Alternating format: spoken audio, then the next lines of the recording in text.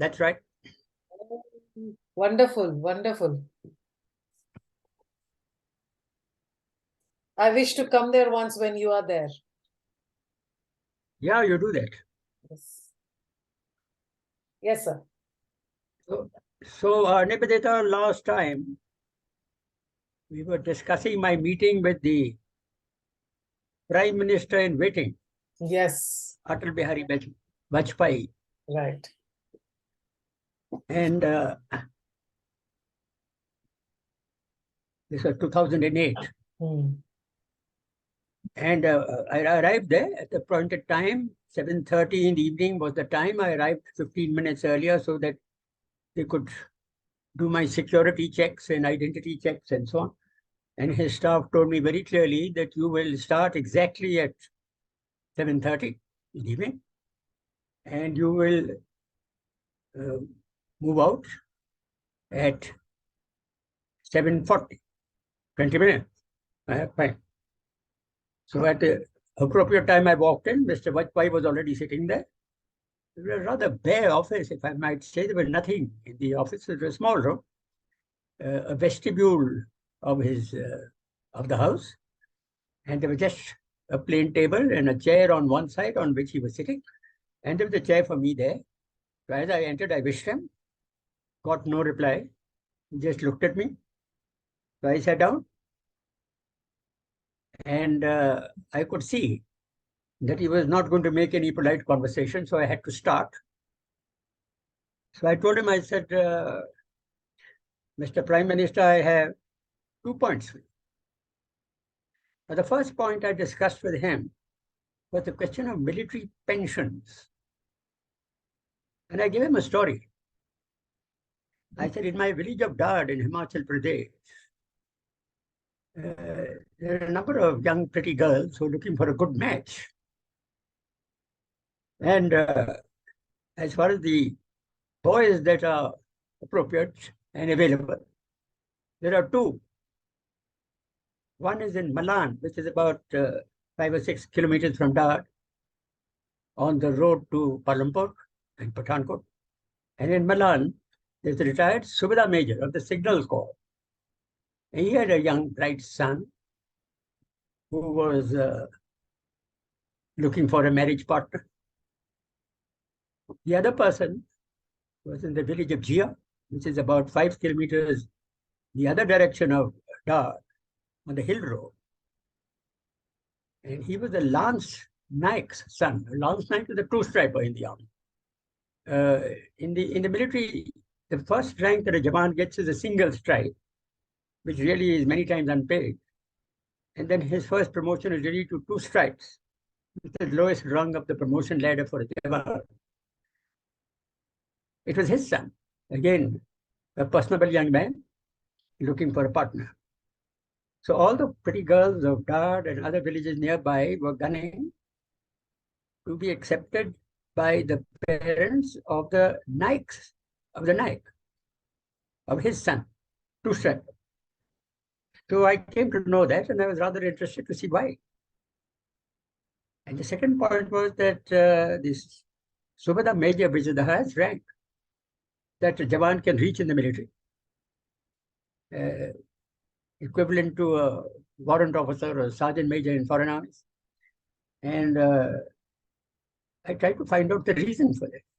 And then what some of the parents of the young ladies told me is that the pension of the Subedar Major Saab, who retired in 1955, was 1/3 that of the Naik, who had retired in 1995. The reason for that was that as the inflation rate goes up and the government of India increases salaries and perks for the military and the bureaucracy and civil servants, the pays kept going up. But the pensions of those who had retired much earlier were not affected. They were kept at the same rate. Now, for instance, this Subedar Major Saab had retired around about 1953 or 54. It served in World War II very adequately. And he was getting a pension of 1953 or 54 vintage. Now, this is almost 40, 45 years different. and inflation rates being what they are, there had been no benefits to these pensions.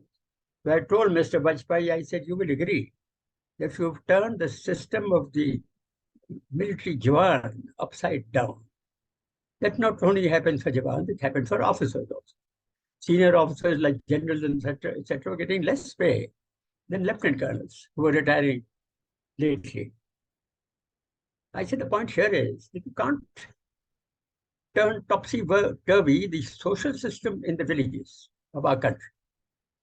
And it's rather amazing to see that such a high-ranking man who retired from the ranks at the top of the ladder, as one might say, his son is not acceptable because his pension is so low. I said, so the first thing you require is to try and bring the pensions of erstwhile military members to the present rates of pension. How you do it, I don't know, but you should try and do that. So he just nodded his head slightly and he gave me no indication that whether he had accepted what I said or whether he had not accepted what I said. So I went on to my second point, which time was at a premium. I said the second point is the nuclear bomb. I said, I do know, and I must, and so you do too, that right since 1974, the Indira Gandhi government, erstwhile Congress government, had done a technology demonstrator of a nuclear bomb being exploded. It is called the peaceful nuclear explosion. Foreign countries used to laugh at us to say, why did you call it a peaceful nuclear explosion? And the answer to that was that we have shown you that technologically and by science, India is capable of doing it, but due to our principles of non-violence, etc., and our moral standing on the subject, we are not going to fashion it into a weapon. There's a long period of science and time required to convert a demonstration of an explosive into a nuclear weapon. Nuclear weapon requires certain shapes, certain sizes, miniaturization, so that it can fit into the shape of a missile, and so that it can fit into a sort of a ammunition that the gun may fire. So that requires a lot of technology and detailed science. So what had happened is that the Chinese had exploded their first nuclear bomb in Tibet around about 1968, and a little earlier, in fact. And they had immediately been accepted, though it was a communist country, into the United Nations powerful 5 nations who had won World War II. As you know, in the organization of the United Nations, we are still at the behest of the top 5 nations who won World War II against Germany, Italy, and Japan. These nations were the United States, Britain, France, Soviet Union then, and now Russia, and China. The China at that time was a democratic China under Generalissimo Chiang Kai-shek. I've told you about this earlier, who later was thrown out of the country by the communist revolution under Mao Zedong. And he had gone to then what is called as the island of Formosa, now known as Taiwan. So the democratic Taiwan is there, the descendants of the Chiang Kai-shek group. United Nations didn't accept them because they were only a small island, since the whole Chinese mainland was the main force. And you'll be amazed to know that our then Prime Minister Jawaharlal Nehru and Indira Gandhi at that time, I suppose, were favoring the Chinese and had recommended. Jawaharlal Nehru had recommended even earlier, before he died, and before the 1962 war, that the Chinese should be accepted in the United Nations because they're a very powerful nation and they must be in the decision-making group of the Security Council. It's the 5 powers which have the veto. The other 5 powers other 4 powers had not accepted that. But after the explosion, again, the Congress government of Indira Gandhi had suggested that since they've got the nuclear bomb, I think we should accept them in the top ranks of the United Nations Security Council because it's a very powerful country and you cannot control them outside the United Nations. So it's best for them to be in the United Nations so that they become more responsible for the administration of the world. So that was the situation. But when India did the bomb in 1974 by Indira Gandhi, they never accepted. But that's an interesting point. You can mull over it as to why favoritism was shown to China and not to India at that point of time. This goes on and on, even today. All right. So now, when Vajpayee was being spoken to by me, I said that technology is there because from the time of Jawaharlal Nehru, Indira Gandhi, all our prime ministers had not stopped the amount of research and development funds being given to the Department of Nuclear Sciences and to the Department of Space. With the result, the development of science from the nuclear energy point of view or the nuclear bomb point of view continued. And so it did for the Department of Space. But the point was that I knew, since I was very much friendly with the top people in both departments, they used to keep talking to me quite often, even after my retirement, because they had come to me when I was the chief to say what sort of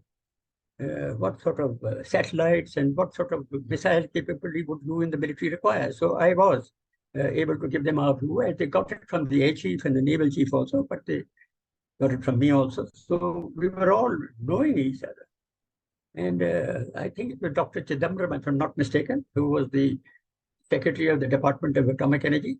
And I knew exactly what he was doing. And they even came to me when I was retired to say that, we've got a computer program which we think is going to be very effective for any type of design of nuclear weapons or of the missile system. And what we need is a test. So this was not being permitted by the earlier governments, not only by Rajiv Gandhi's government, but when he was assassinated, you recollect that between 1989 December, when he was assassinated, and up to 1988, 1998, when Vajpayee took over, this 6 or 7 years had small governments in between, like Deva Gowda and Gujral and Chandrasekhar and so on, and VP Singh for that matter. So these were very coalition governments, and they were not powerful enough to get the ideas through the parliament because it was a coalition of many parties. Vajpayee was the first chap who came in with a reasonable majority to make a decision and force it through the Lok Sabha. I told him that everything is ready. We have to do this test. And I said the point that Mahatma Gandhi's non-violence does not mean that you don't have a nuclear weapon. Because Pakistan, we knew, they hadn't exploded a bomb, but we knew that they had the capability given by China. And we also knew that Pakistan had the capability of the missile systems, which they got from North Korea. And there was a Pakistani scientist called Mr. A.Q. Khan, who had been working in Belgium, various laboratories for nuclear energy. And though he was under oath to not pass on to others what he had learned about the nuclear technology and how to make uranium more pure so that you could make plutonium. Plutonium is an explosive part, but which is also used in nuclear energy. That means atomic power plants. So, but when he came, he passed it on to Iran, he passed it on to Pakistan, we knew he's passing on to various people. And with the result, and with the assistance of China and missile system from North Korea, Pakistan was, we knew, had already got the capability and already produced some nuclear bombs, which they were waiting to test. So I told Mr. Vajpayee that you don't expect India to be defended by the military on its borders if you're threatened by a nuclear attack. Because though it's a deterrent, it's not something that should be used, but it's a political weapon rather than a military weapon. But the fact is, if the enemy has got it, or the your neighbor has it, and you don't have it, he can threaten to use it, and you people will not have the guts to face him militarily. Secondly, if you do face him militarily, he can use the bomb, and you have no answer to that. So therefore, my view is that you should permit the test, and that Mr. Chidambaram wanted to do 4 or 5 tests, he should be permitted. So he didn't react. He just nodded his head. That's all. I told him, I said, no, that you will get under tremendous sanctions by the West, particularly by the United States and Europe, Britain, etc. If you do explode the bomb, you will have to bear with that. Then he spoke in Hindi, and he said, India is not bothered about sanctions. He says, ever since the Indira Gandhi test of 1974, the technology demonstrator, as it is called, we've been under severe sanctions in India. We've lasted that many years. And how much more sanction will they put against us? And even if they do, we don't bother, because all our production in the country, whether it's a food or whether it's a items needed by the public, whatever we produce, cars, transport, railways, whatever it is absorbed by our own people, because we've got a huge market.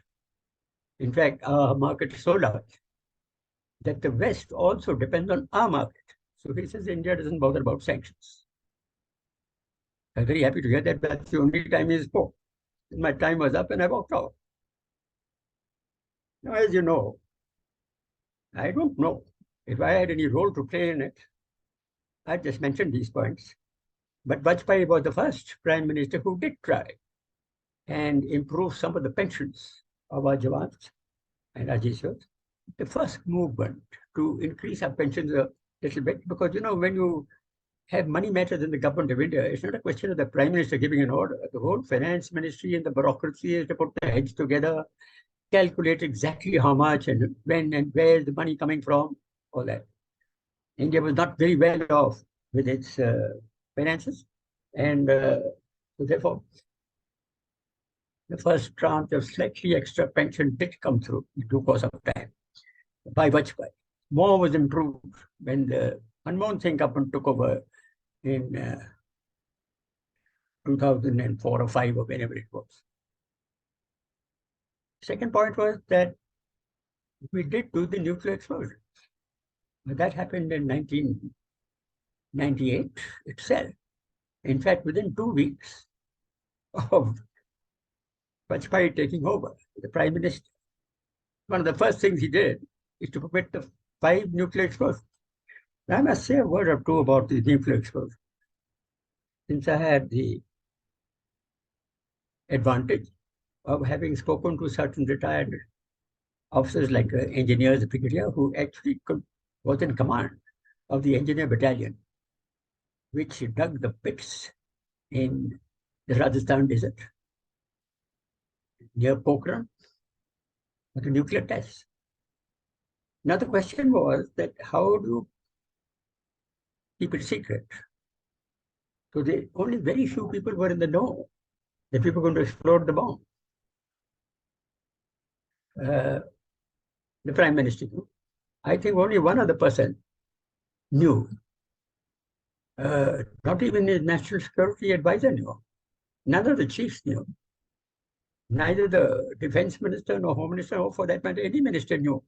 There were hardly 3 or 4 people in the whole country who knew that this was going to be done. So naturally, some of the people who knew, Dr. Abdul Kalam, for instance, who later became the president of India, he was in charge of the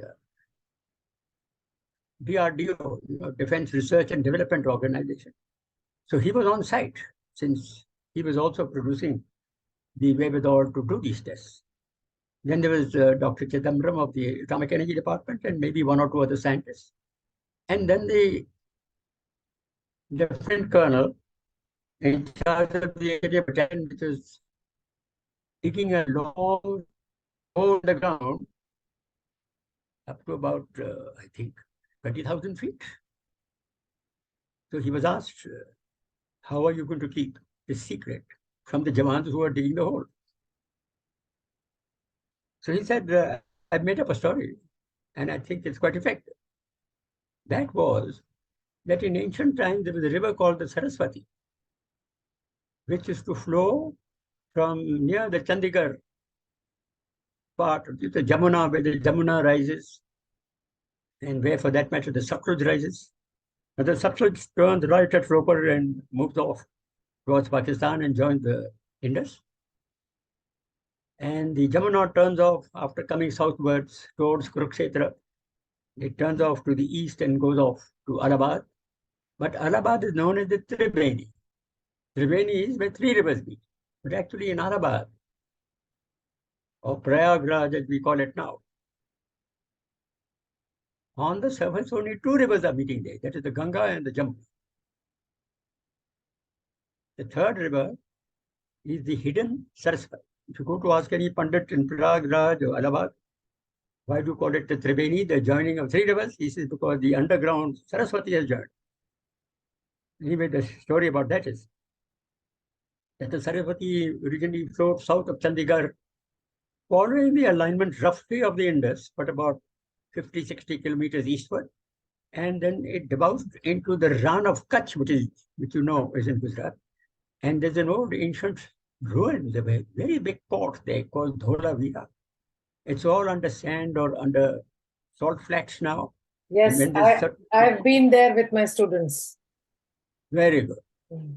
So in the ancient times, it was a big lake. It was big, deep harbor because it was a deep water port, and you could emanate very good harbor. You could emanate into the northern Arabian Sea, and the trade of India from the Western India to go all over to the Middle East and to the Tigris and Euphrates, which is now Baghdad, and in those days known as Mesopotamia, and to Egypt and to Italy. That's where the trade used to take. So this chap said that we are searching for the Saraswati which goes under the sands, because the huge desert sands of India, they were at Pokhran, which is the desert sands of the Thar Desert. He told his Jawan that we can dig this deep well. And we know that the Saraswati, according to satellite pictures, is deep under the ground. It disappeared there. So we have to access those waters and to bring it up so that we can have a green desert and plenty of food for our country. So Jawans are very thrilled, and they used all their vim and vigor to dig this. So that was the aspect of secrecy. Secondly, America has a satellite moving over India every few minutes, every half an hour or so. They have cameras in the satellite which used to turn this way or that way depending on the intelligence, and to keep them away from the site which was being dug. And they let it be known that a special Agni missile test is going to be done from the island of Orissa, which is known now as the Abdul Kalam Island. So all eyes of the world, including the American satellite, were turned towards that Agni test.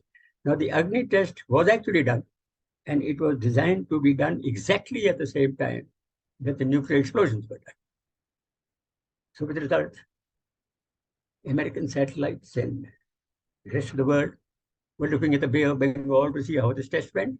In fact, the Navy was out in the Bay of Bengal to demarcate the area where the missile warhead was supposed to fall into, so that the international shipping and trade shipping was kept off that area. And the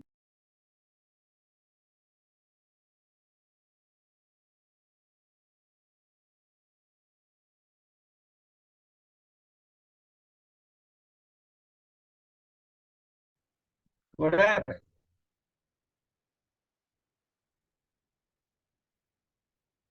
All right. Can you I hear me? can see you. Yes, I can see you and hear you. It just got paused in between. I can see and hear you now. Yeah. Can you hear me? Yes, sir.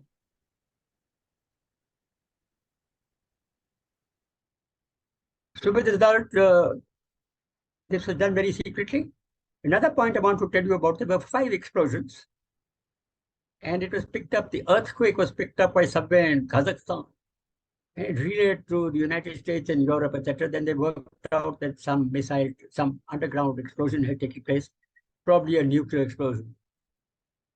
We had done 5 explosions because this tunnel that was dug had 5 prongs sideways going, after reaching about 15 or 20,000 feet below the surface.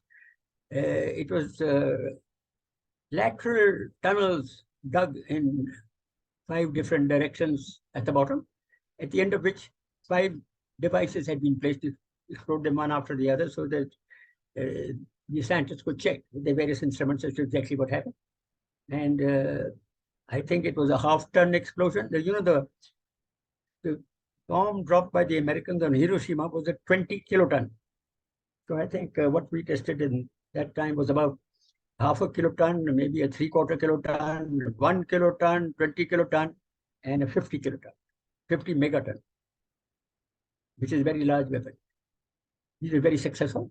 And since it was so far under the ground, there was no nuclear fallout.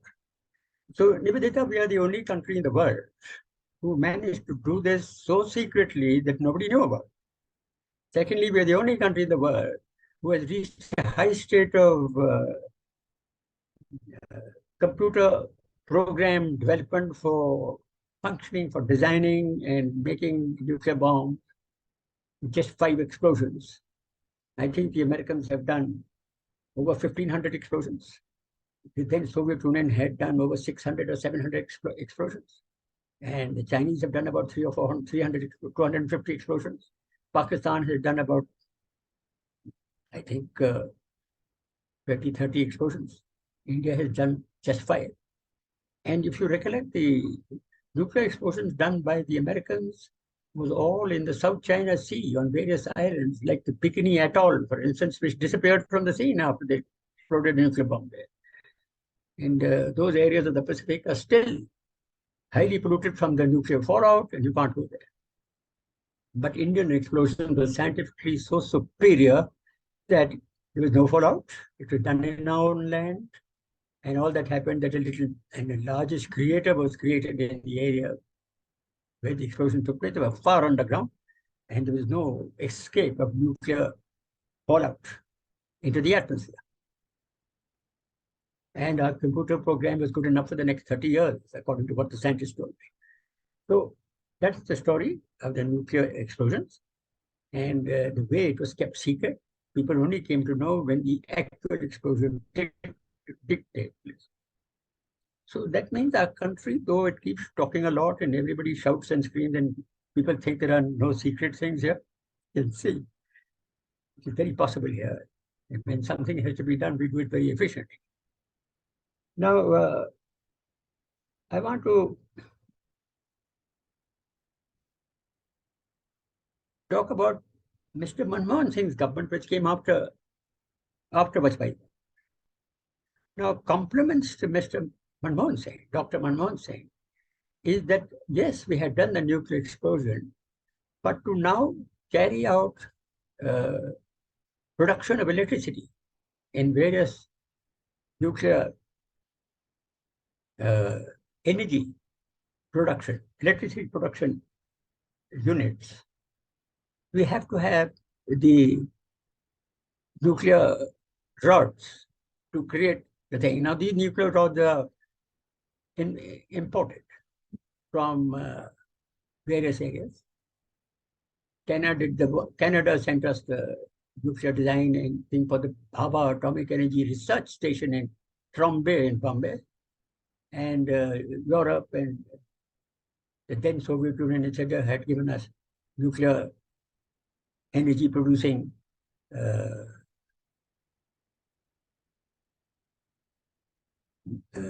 reactors.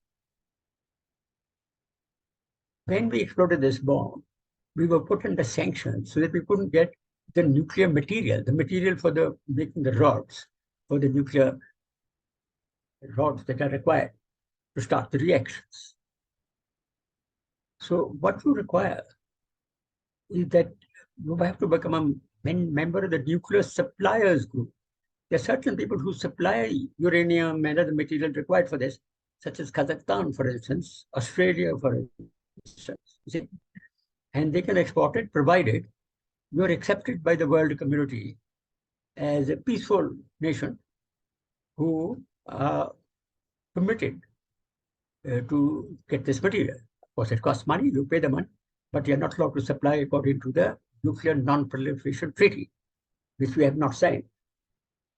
What Dr. Manmohan Singh's government did is, in his second term, they appealed to George W. Bush, who was then the President of the United States, to permit India to join the nuclear suppliers group. Now, the nuclear suppliers group, comprising some 30 or 40 countries, have to all agree. Only then you can become a member of the suppliers group. And China puts the foot down as usual.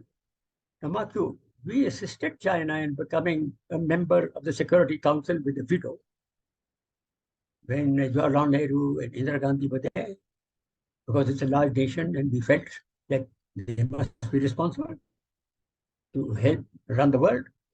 But when it came to our turn, the Chinese flatly refused to give permission. So we had to have a special law passed by the US Congress to permit India to join the nuclear suppliers group, nuclear material suppliers. This was done over a period of time. Then Foreign Secretary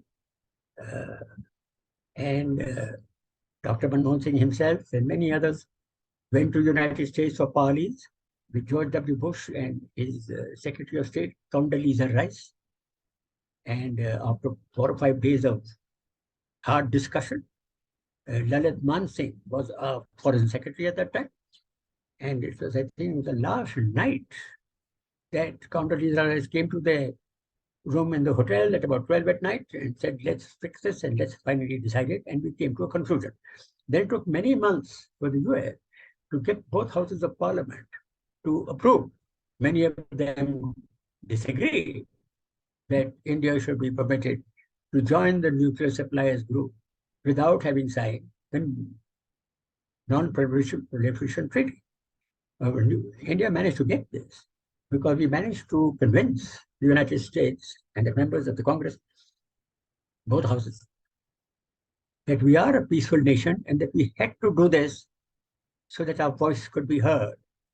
Moral standing doesn't stand anywhere in this world. It is physical prowess and defense prowess that will stand. And this was accepted by the Vajpayee government for the first time. The previous Congress government didn't accept that.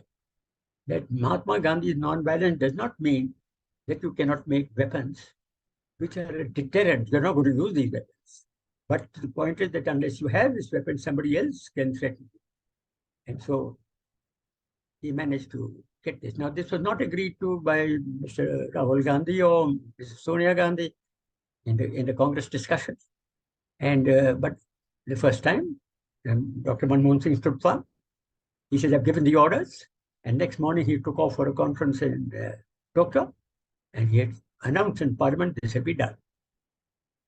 And so our Parliament accepted that he would get it done, despite the then Congress party and the majority in Parliament did not want him to get into a deal with the United States.